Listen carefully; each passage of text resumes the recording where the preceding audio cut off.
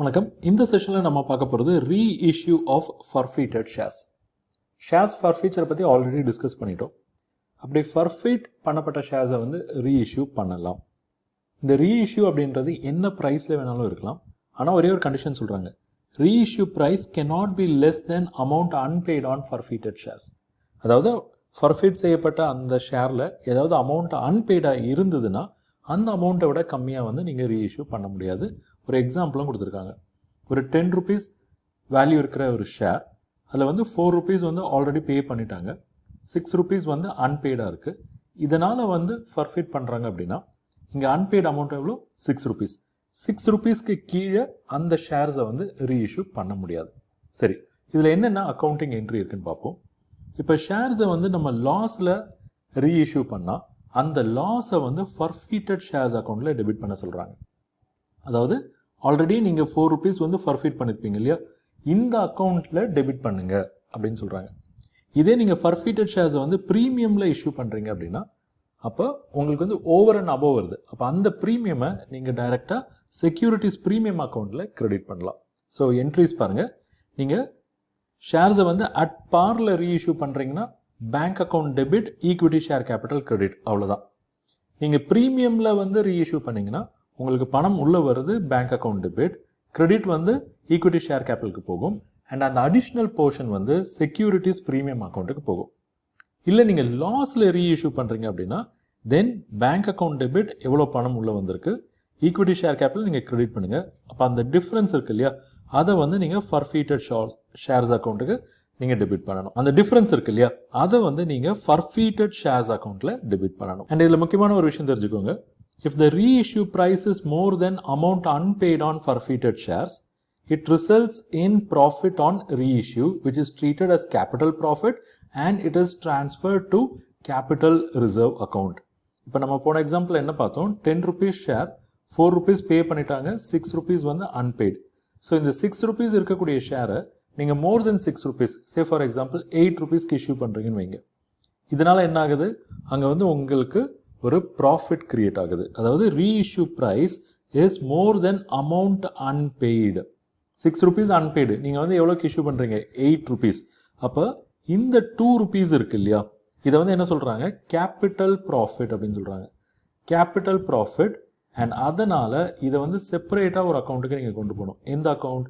Capital reserve account. So already இங்கே வந்து எக்ஸஸாக பணம் வந்துருச்சு. அப்போ இந்த 4 rupees வந்து ஃபர்ஃபீட் பண்ணி வச்சுருந்தாங்க இல்லையா, அது என்ன ஆகும்? அதுவும் வந்து ஒரு கேபிட்டல் ரிசர்வாக மாறிடுது. அண்ட் அதையும் நம்ம கேபிட்டல் ரிசர்வுக்கு கொண்டு போயிடுவோம். ஸோ இந்த என்ட்ரி நம்ம பாஸ் பண்ணுவோம். Forfeited shares account debit to capital reserve account credit. சரி, இன்னொரு முக்கியமான விஷயம், when only a part of forfeited shares are reissued, the proportionate amount of profit on the shares reissued should be transferred to capital reserve account. Proportionate amount of profit is computed as follows அப்படின்னு ஒரு formula கொடுத்துருக்காங்க. இது எப்படி புரிஞ்சுக்கிறதுக்கு, இப்போ உதாரணமாக ஒரு 100 shares வந்து ஃபர்ஃபீட் பண்ணிட்டீங்க. இந்த 100 ஷேர்ஸில் ஒரு 60 ஷேர்ஸ் மட்டும் நீங்கள் ரீஇஷ்யூ பண்ணுறீங்க.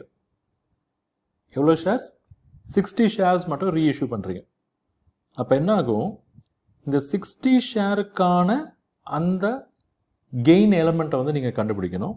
அண்ட் அதை நீங்கள் கேபிட்டல் ரிசர்வுக்கு ட்ரான்ஸ்ஃபர் பண்ணணும். அதான் என்ன சொல்கிறாங்க, when only a part of forfeited shares are issued, the proportionate amount of profit on shares reissued should be transferred. இப்போ சே ஃபார் எக்ஸாம்பிள் இந்த 100 ஷேர்ஸில் எவ்வளோ ஃபர்ஃபீட் பண்ணியிருந்தீங்க? 100 into 4, 400. இப்போ இது வந்து நம்ம எங்கே கொண்டு போகணும்? கேபிட்டல் ரிசர்வ் கொண்டு போகணும். ஆனால் இப்போ என்டையர் 100 வந்து நீங்கள் ரீஇஷ்யூ பண்ணிட்டீங்களான்னு கேட்டால் இல்லை, 60 தான் ரீஇஷ்யூ ஆகுது. அப்போ இந்த 60 ஷேர்ஸ்லையும் வந்து இந்த ப்ரொபோர்ஷனேட் அமௌண்ட்டை நம்ம கண்டுபிடிச்சாகணும் இல்லையா. அப்போ 100 ஷேருக்கு கெயின் எவ்வளோ இருந்தது? 100 into 4, 400. இந்த 400 வந்து எவ்வளோ ஷேருக்கு? 100 ஷேர்ஸ்க்கு. அப்போ 60 ஷேர்ஸ்க்கு எவ்வளோ அதை கண்டுபிடிச்சி அதை வந்து நீங்கள் கேபிட்டல் ரிசர்வ் கொண்டு போகணும். அதுதான் உங்களுக்கு இங்கே ஃபார்முலாலையும் கொடுத்துருக்காங்க. டோட்டல் அமௌண்ட் ஃபர்ஃபீட்டட், இங்கே டோட்டல் அமௌண்ட் ஃபர்ஃபீட்டட் எவ்வளோ? 400 நியூமரேட்டரில் வச்சுட்டோம். Divided by total number of shares forfeited into number of shares reissued. எவ்வளோ ஷேர்ஸ் ஃபர்ஃபீட் பண்ணாங்க? 100. ஸோ அதை டினாமினேட்டரில் வச்சுருக்கோம். Multiplied by number of shares reissued 60. So இங்கே நான் அதை எழுதுனா 400 இது வந்து total amount forfeited divided by number of shares forfeited 100 into 60. So அந்த amount தான் வந்து நம்ம capital reserve கொண்டு போவோம். எப்போ proportionate reissue. The remaining amount in the forfeited shares account is shown under share capital as a separate head under share capital in the notes to accounts to the balance sheet. So remaining amount அப்படின்னா என்ன? இப்போ 100 into 400 தான் வந்து share forfeiture இருந்தது.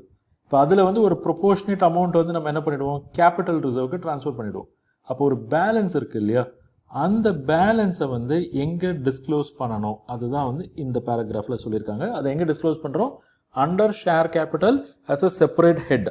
Okay, சரி, இதை பற்றி புரிஞ்சுக்கிறதுக்கு 2 ப்ராப்ளம்ஸ் வந்து நம்ம அடுத்த செஷனில் சால்வ் பண்ணுவோம்.